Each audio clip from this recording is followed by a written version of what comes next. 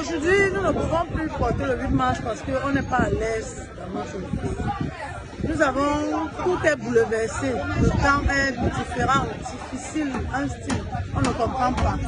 Il y a une partie du pays qui est dans la guerre.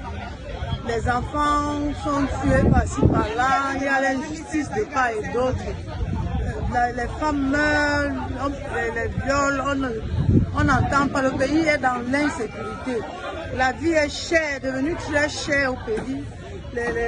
Par exemple, les vivres qui venaient de l'Ouest, par exemple, à vil prix, comme les carottes, les poivrons, les tomates, ça venait à vil prix aujourd'hui. C'est devenu à un stade où il faut avoir atteint une certaine classe avant de s'approprier.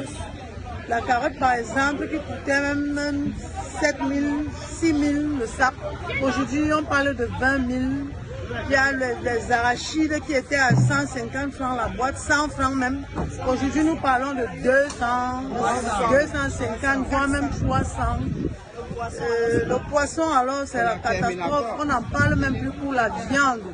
Les légumes sont bons pour la santé, mais c'est devenu l'histoire de quelle classe de personnes.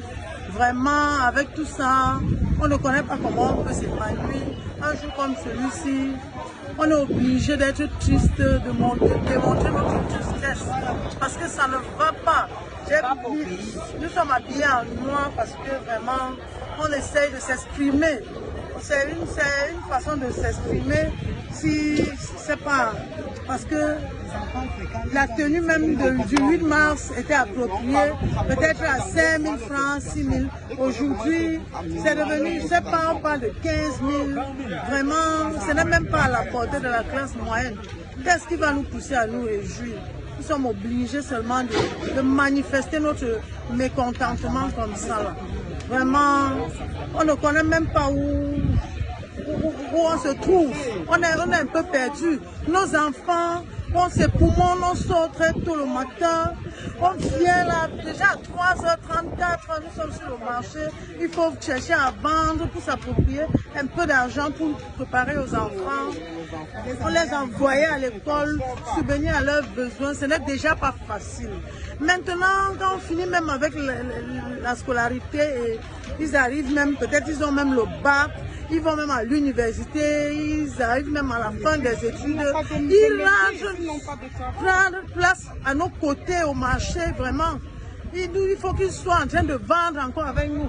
Nous devons nous occuper de ces enfants-là.